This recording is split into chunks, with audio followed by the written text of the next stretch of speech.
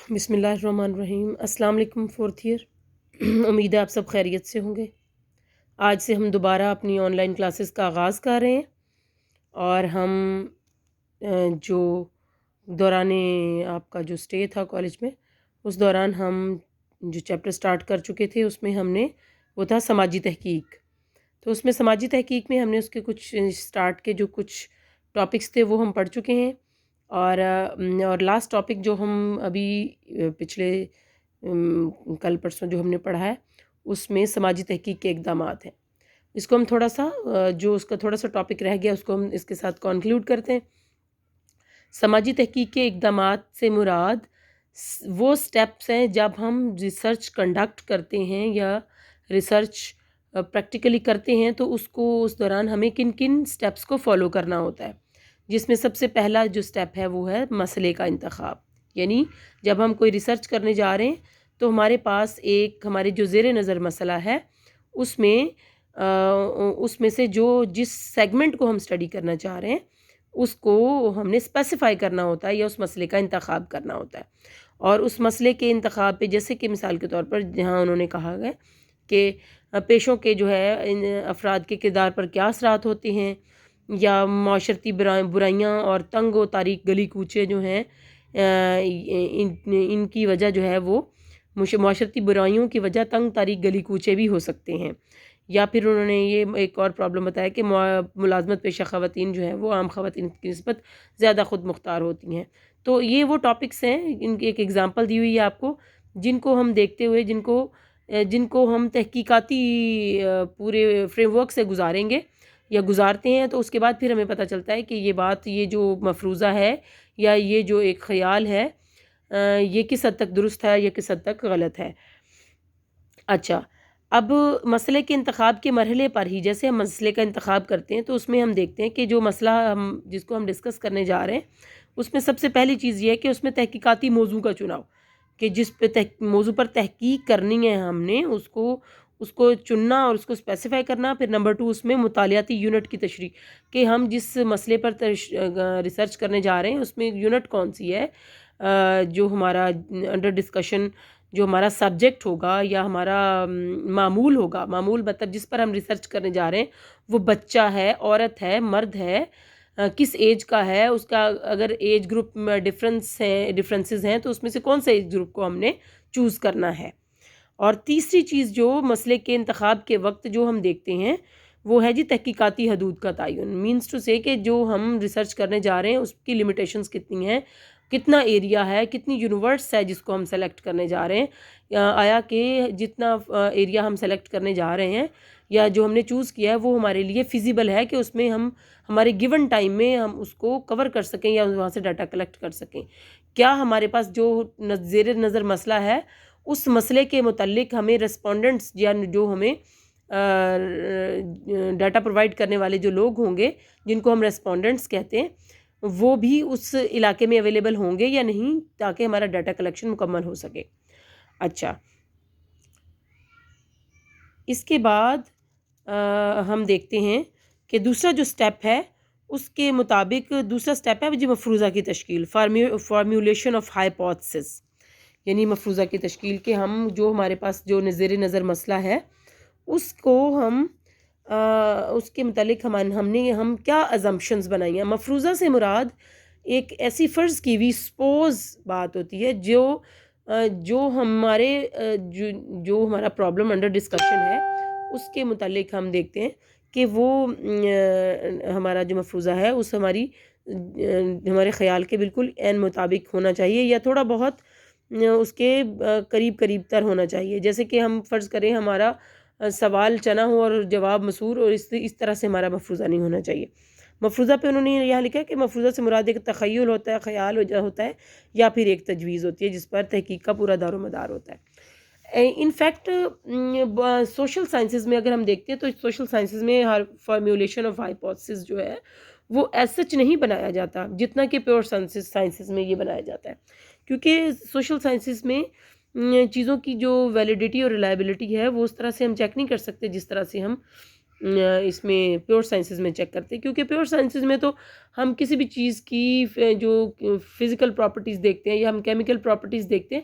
تو اس میں ایک چیز نے ہمیشہ ایک ہی انداز سے بیہیو کرنا ہوتا ہے. ایکچولی یہ جو ہمارے ہاں سوشل سائنسز سبجیکٹس ہیں، اس میں جو ہمارا ٹاپک ہوتا ہے جس کو ہم ٹاپک چوز کرتے ہیں، ہمارا بیسیکلی ہم اسی کو ہی ہائپوتھسس کنسیڈر کرتے ہیں. اچھا، نمبر 3 ہے جی موجودہ تحریروں کا مطالعہ، یعنی اسٹڈی آف ایگزسٹنگ لٹریچر سے مراد یہ ہے کہ ہم جس ٹاپک پر ریسرچ کرنے جا رہے ہیں ہمارے پاس اس ٹاپک سے متعلق ہمارے پاس لائبریری میں بکس موجود ہوں جس میں وہ سے کنسرنڈ ہمارا جو مٹیریل ہے وہ ہو. نیوز پیپرز ہیں اگر تو نیوز پیپرز میں کبھی اس ٹاپک پہ کبھی ویسا مواد شائع ہوا ہو تو وہ ہمارا لٹریچر جو ایگزسٹنگ لٹریچر ہے، یعنی جو موجودہ لٹریچر اس ٹاپک کے متعلق، فرض کریں ہمارا جو ٹاپک ہے وہ ویمن وائلنس ہے، تو ہمارے پاس اتنی کتابیں، اتنے ریسرچ آرٹیکلز جو ہم تحقیقی مقالے لکھتے ہیں، ریسرچ آرٹیکلز، اور تیسری چیز جو ہے وہ ہے نیوز پیپرز کا، یا جو ہمارے پاس تعلیمی جو جریدے ہوتے ہیں مختلف یونیورسٹیز کے یا جو گورنمنٹ آف پاکستان ہے یا ڈفرینٹ کنٹریز کی گورنمنٹس نے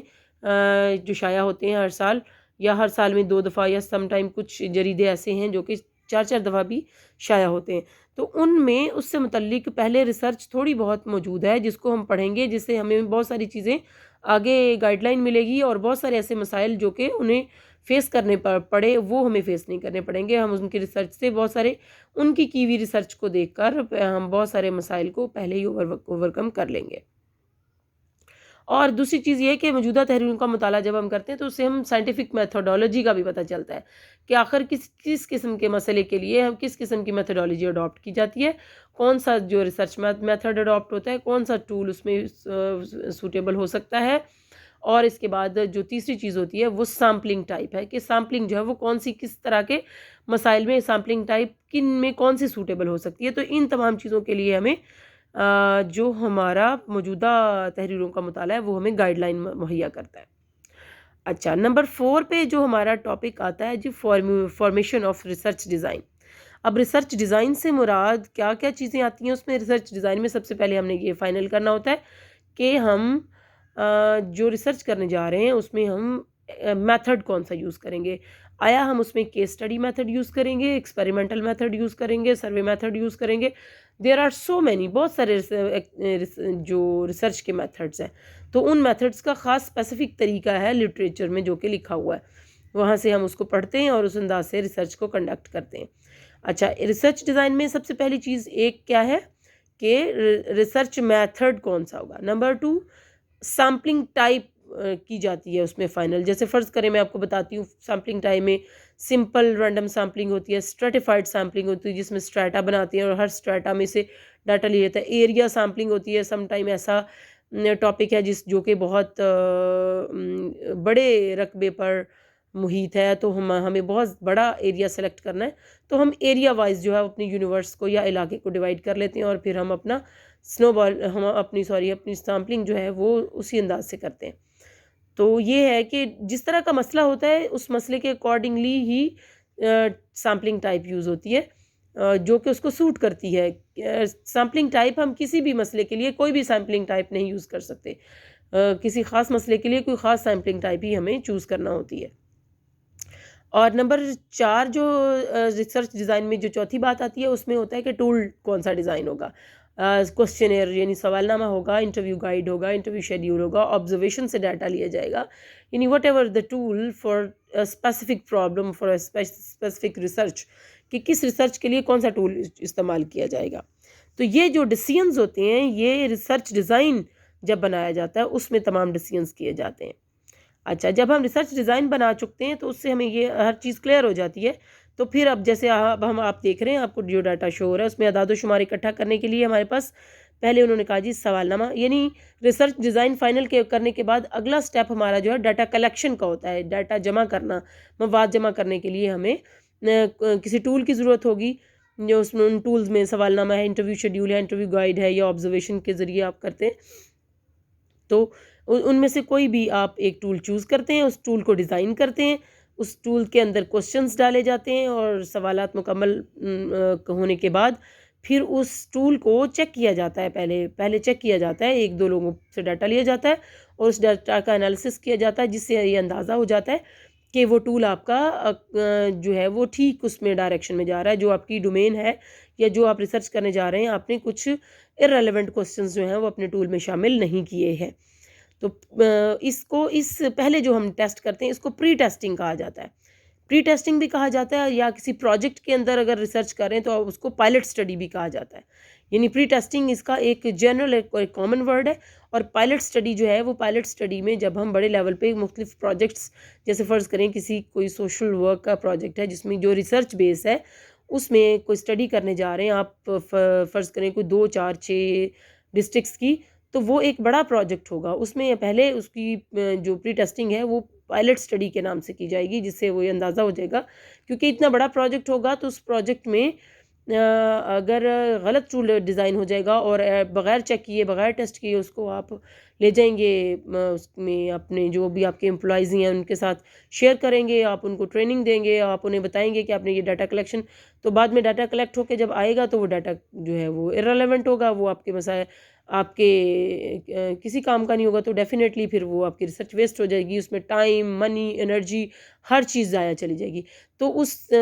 یعنی ریسرچ کو اور اس سے کنسرن تمام جتنے بھی فیکٹرز ہیں ان سب کو بچانے کے لیے ہمیں پہلے پائلٹ سٹڈی کرنا بہت ضروری ہوتا ہے۔